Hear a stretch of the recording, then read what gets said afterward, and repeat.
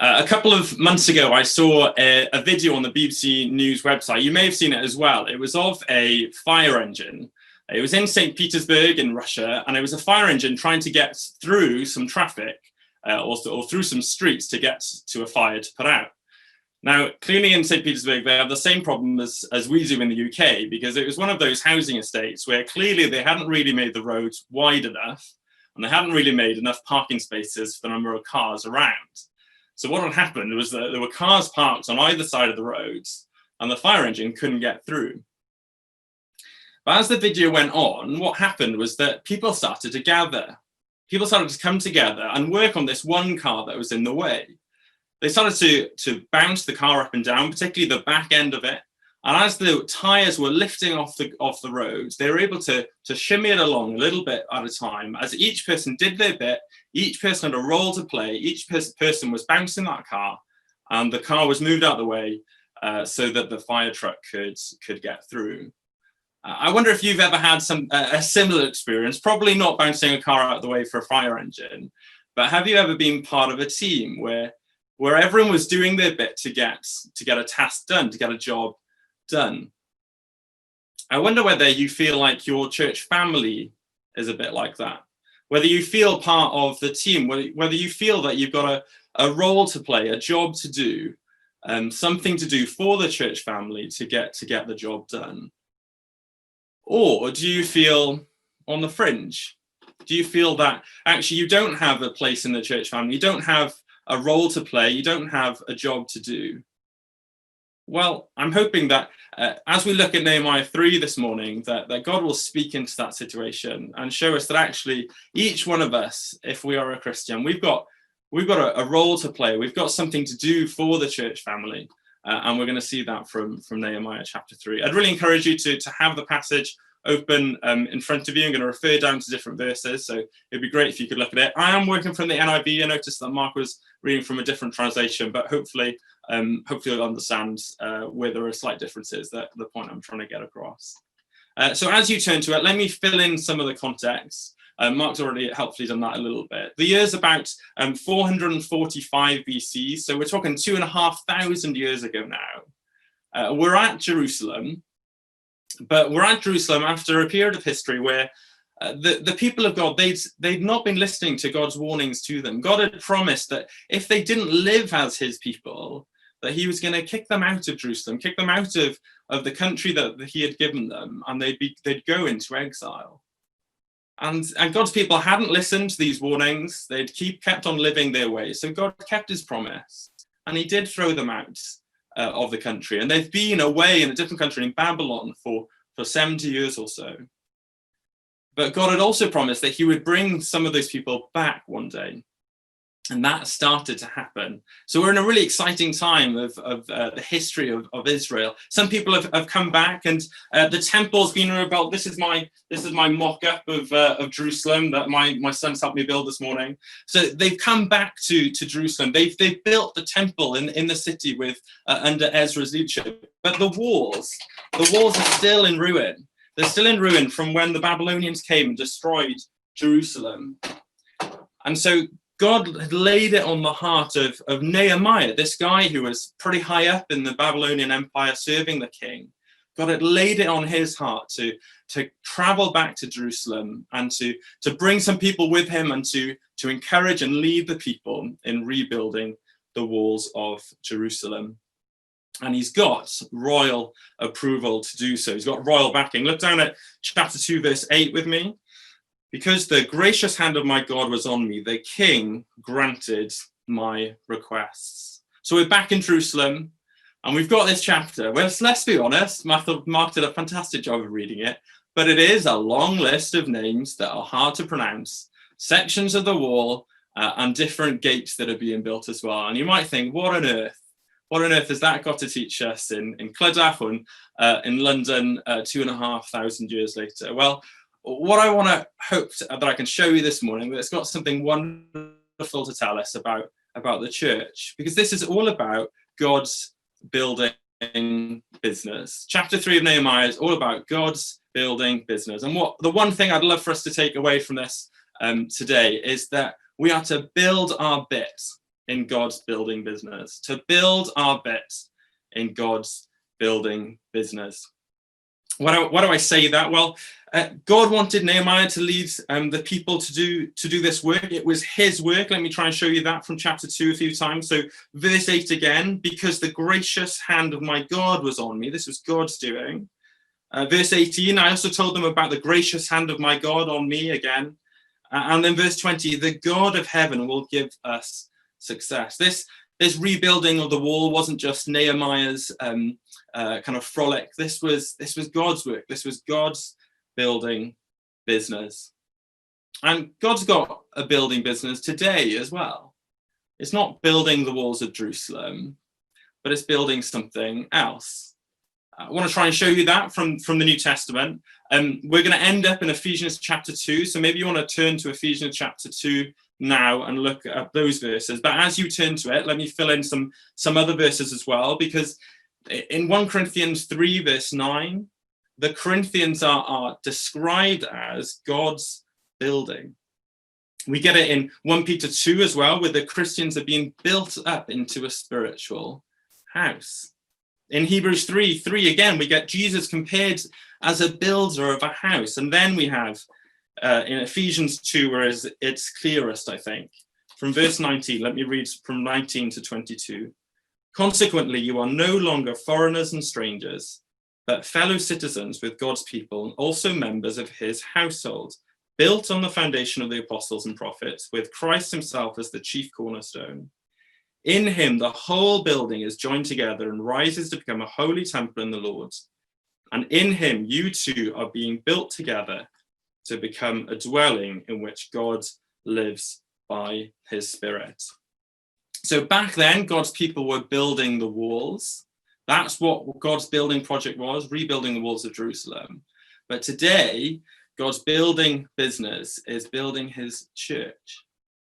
Tim Keller, the pastor in New York, in Manhattan, he says this: they were building a temporary city with a physical wall.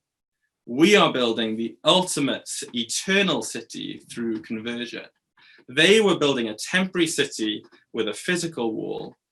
We are building the ultimate eternal city through conversion. So as we read through and work through this chapter, I think we're meant to read and see Nehemiah and the Jews working on the walls of Jerusalem and see it as a picture of God's building business, of him building the church and using his people, ordinary Christians, to do that building work. And as I said, the one thing I'd love for us to get is to build your bit in God's building business, or build their bit in God's building business. Why do I say that all bit? Well, it comes across even better in Mark's translation, actually. There's just this relentless kind of next to him bit, isn't there? So verse 2, we have next to them. Verse 4, next to him. Verse 4, the next section. Verse 16, beyond him. And then verse 23, beyond them. There's just this wonderful picture of loads of different people all around the circumference of Jerusalem, all building their bit of the section, all building their gate or their wall, or building it from scratch, building up the walls of Jerusalem. I'm not sure if any of you have been involved in camps ministry. Well, I know that some people have been, from the church family, have been kind of leaders or officers on camp. I think we see a wonderful picture of what I'm trying to get at in camps ministry. We have lots of different people on a team, lots of different roles, but they all do their bit. You've got the camp leader who's overall responsible for the week. They organize and plan the program, they run the days, they've got safeguarding responsibilities. But then you've got the ladies leader, also part of the overall leadership team, but also takes roles in kind of the more practical side of things, in organizing the children to go into dorms and into teams, and organising the washing up rota, which I'm sure everyone despises each year. You've got the leader, the ladies leader. You've got the chaplain who's there to preach, to prepare the Bible studies, to answer the questions of the children. Then you've got the grafters. You've got the officers who do the hard work, getting alongside the young people on the camp. running the Bible studies with them, caring for their needs. You've got junior officers who are learning the ropes. They've got their part to play as well. And then, of course, you've got the most important people on the team. You've got the cooks who put the food on the table so that you can survive for the week with some wonderful foods. All these different people, all with different roles to play, but they are doing their bit so that camp's ministry can run. And what we see in Nehemiah 3 is that all the people, all these different kinds of people are doing their bit so the walls can be built.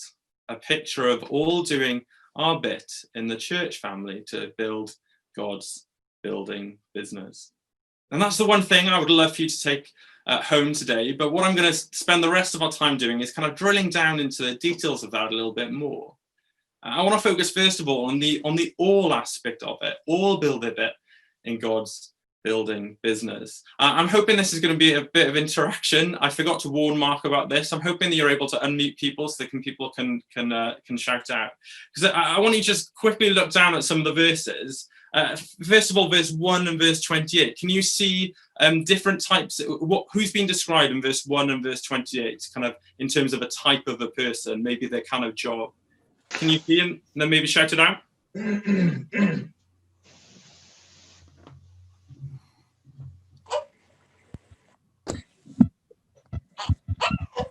Any takers? Eliashib, what was he?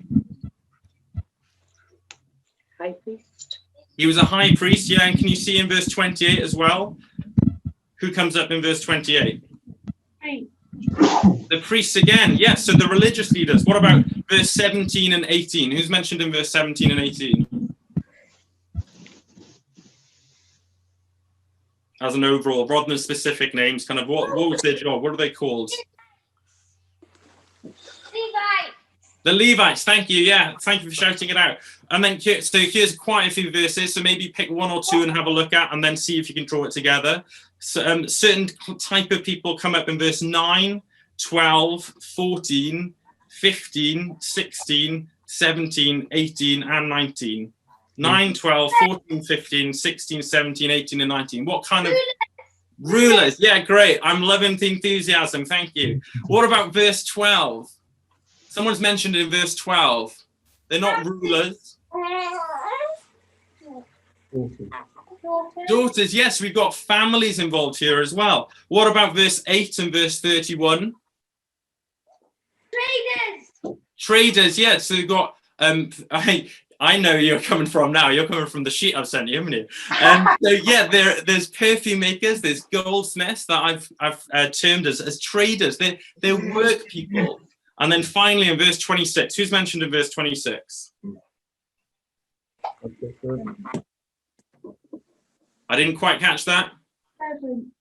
Servants, yeah, the temple servants. Thank you, Mark. You can mute everyone back now. So we've got loads of different type of people. We've got religious leaders with the priests. We've got Levites who are responsible for more the practical running of the temple. We've got rulers, kind of civic rulers, it would seem, of different districts in Jerusalem and beyond. We've got families involved with Shalom and his daughters. We've got traders, works people, or we've got temple servants. All different types of people. There's a great diversity in the people that are involved in this work. I went to university in Bristol, and whilst I was there, I was at a church called Kensington Baptist Church. And Kensington is in an area of Bristol called Easton. It's quite a deprived area. It's where a lot of asylum seekers are placed by the local authority. What was really wonderful about Kensington was that the church reflected the diversity of the area that it was in. So there were quite a few Iranians there that were living in the area, and they came along to the church. There was some Roma there as well. One of the pastors at the time was a Nigerian. There were loads of different people from different nations, but not just nations, there were different ethnicities there. There were different languages. There were quite a few Welsh people there, being quite close to the border. So there were people I was able to speak Welsh with, even though I was in England.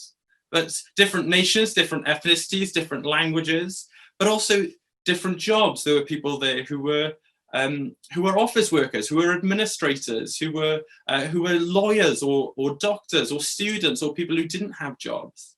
There was a wonderful diversity in the people that were part of the church, and all of them were doing their bit, were building their bit, as part of God's building business. Why did Jesus die? Why did he die? He died to bring a people for himself from loads of different backgrounds, to bring them into God's building business.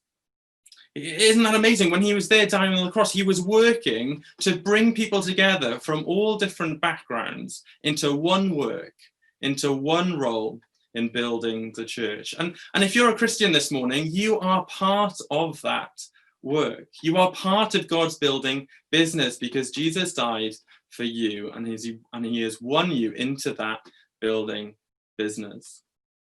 Well, if you're not a Christian this morning, you're not yet part of that building business. But now Jesus has done everything that's necessary for you to be part of the building business. Do you know what he does? He commands you to pick up your shovel and get involved. To be part of that building business, to come to him, to acknowledge, to recognize that you're wrongdoing before him, to say sorry to him for those things you've done wrong, but then to pick up your shovel and to get involved in God's building business. So the question is, will you?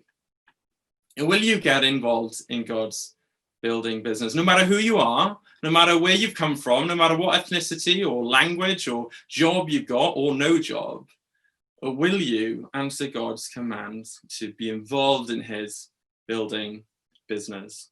So we've seen something about the diversity of the people involved, but two more things. We see the dedication of some. Look at verse 13. The valley gate was repaired by Hanun and the residents of Zanoah. Zanoah was about 13 miles away from Jerusalem. So these guys were traveling in to do the work at Jerusalem. What about verse 20? Baruch, son of Zabbai, zealously repaired another section. So Nehemiah's decided to put this in, that there's one guy in particular who was really zealous, who was really enthusiastic about the work that he was doing. Back to verse 12, we mentioned him earlier, Shallum, who repaired the next section with the help of his daughters. Why has Nehemiah recorded the fact that there are daughters? Well, presumably because everyone else had sons. Everyone else had sons to help. And Shallum, instead of saying, I'm not going to bother, everyone else has got sons, but I've only got daughters, so I'm not going to be involved in the work. No, he's dedicated to the work. He gets involved. He enlists his daughters in the work as well. Presumably they're willing to be part of it as well. They're dedicated to the work. And then I love this bit. Look at verse 5 and verse 27. We get a few of these mentions that there are some people who do a second bit. They finish their bit and then they go on and do a second bit. So verse 5, we see the men of Tekoa, or the Tekoites, I think, in the translation that was read. And then in verse 27, they come up again. Next to them, the men of Tekoa repaired another section. You see, there were people back here in Nehemiah that some of them were particularly dedicated to the work. I wonder if that's the case with your church family as well. But not only were some dedicated to the work, there was also a denial. Go back to verse 5 with me. So the next section was repaired by the men of Tekoa, but their nobles would not put their shoulders to the work under their supervisors. So we're not sure why these nobles didn't want to be involved in the work, but they denied it. They didn't want to be involved. It might have been pride. They might have thought, well, we're nobles and this work of building the walls, it's kind of beneath us. We're not going to be involved in that. Or maybe it was, they had a personality problem with Nehemiah. He was the new kid on the block. He was the ruler that had come from far away and was getting things going in Jerusalem. And well, they didn't like that because they were the nobles. They're the ones that were normally ruling. We're not quite sure. But I wonder what's stopping you being involved in God's building business? What's stopping you building your bit? Is it pride? Is it things that you think are beneath you, that certain tasks in the life of the church family that you think you're too good for? Or do you have a personality problem with some in the church, some of the leaders or others in the church, and you say, no, I'm not going to be involved. Everyone else can do it, but I'm not going to. I wonder what would have happened in Nehemiah's day if people refused to do the work. I think one of two things. There would have been a gap in the wall. And that would have exposed the city to danger of enemies. Or more likely, someone else would have had to have done your bit. After they built their bit, their section, their gate, they then would have had to have worked harder, done more to do your bit. I wonder if there are aspects of service in your church family that you're not doing. And actually, some of your brothers and sisters therefore have to do it for you. We're meant to love our brothers and sisters. We're meant to build our bit as part of God's building business. And if we don't, well, it's our brothers and sisters that often have to pick up the slack. But you might still have a question of how. I get the idea that we're meant to build our bit as part of God's building business, but how? How do we do that? Well, for that, we need to turn back to Ephesians, actually. Ephesians chapter 4, it'd be great if you could turn there now. I'm going to read a few verses. So verse 7 first. Paul says to the Ephesians, "But to each one of us, grace has been given as Christ apportioned it." But to each one of us, grace has been given as Christ apportioned it. What is that grace that is being mentioned? Well, look at the end of verse 8. He took many captives and gave gifts to his people. So Paul's saying that Christ, he has given gifts, he's given presents to each and every one of us in the church family, to each one. And then that works out in verse 16 in this wonderful picture.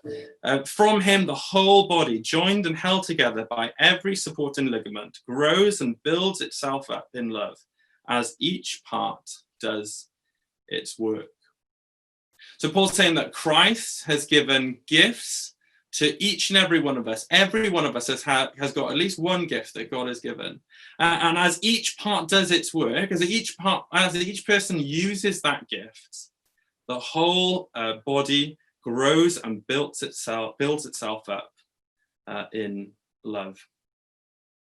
I wonder how many different gifts you think are mentioned in the New Testament that Christ gives to his people. Have a think, and then come up with an educated guess. I'm sure you won't be able to come up with the whole list right now, but try and think of some of the gifts that we learn about in the New Testament, and then come up with a number, how many you think it is, and then call out, Mark, if you wouldn't mind unmuting people again. See if we can get someone close to the number that I've got. How many different types of gifts do you think there are? Someone be brave. 25. 25. Any advances? 20. 20. One more guess. You know what? If you went in the middle, you'd be pretty spot on. 22. 22. Well done. I don't know if it's exactly a 22, but I'm going to rely on Wayne Grudem, who's a theologian, and he says that there are 22 different types of gifts that Christ gives to his church. They include things like faith or encouragement or discernment or teaching or administration. 22 different types of gift. And each one of you, if you're a Christian, you've got at least one of those gifts. Tim Keller, again, he says this. He says, there are no superfluous stones. There are no superfluous stones. There are no stones that are unneeded in God's building. Everyone's got a role to play. Everyone's got a gift to exercise. Everyone's got something to do in God's building business. So how are you going to build your bit? How are you going to use your gift? One more thought from Nehemiah chapter 3 then. And it's this, it's you can start where you are. So verse 10, have a look down at verse 10 again. Where does he start? Well, he made repairs opposite his house. What about verse 17? The ruler of the half district of Keilah carried out repairs for his district. Verse 23, what do we see there? Made repairs in front of their house. Later in that verse, made repairs beside his house. A few more, we've got verse 28. The priest made repairs each in front of his own house. Verse 29, opposite his house. And then verse 30, opposite his living quarters. These guys weren't going far. They were just building right opposite their house. And I wonder whether us exercising our gifts, us doing our bit, means just starting where we are. Are there members of your church family within your own family, people that you live with, your nuclear family? Well, you can use the gifts that God has given you for their benefit. They're part of your church family. Maybe you're in a house share and you're living with other Christians. Well, we don't have to go far to use the gifts that God has given us for their benefits. I know you're in Firebreak at the moment, but I understand you can go out sometimes. You can have some interaction with people. Well, maybe there are people in your locality that live near you, your neighbours that are Christians that you can help build up. Or if not, part of building God's church is winning people for Jesus, is sharing the gospel with them. So as you are at the end of the garden where you can't go into people's houses, but you can still speak to them, perhaps there's opportunities to build God's building business there as well. But COVID won't last forever, and I'm sure we'll be able to meet together one day soon again. So how are we going to build our bit in those days as well? Well, maybe it is joining a children's or a youth ministry of some sort. Maybe the gift that God has given you is a particular ability to get alongside younger Christians, younger people, build them up in their faith. Maybe actually it's visiting the elderly, and God's given you a special way of getting alongside those later in life, helping them to keep on running the race, even as they near the finish line.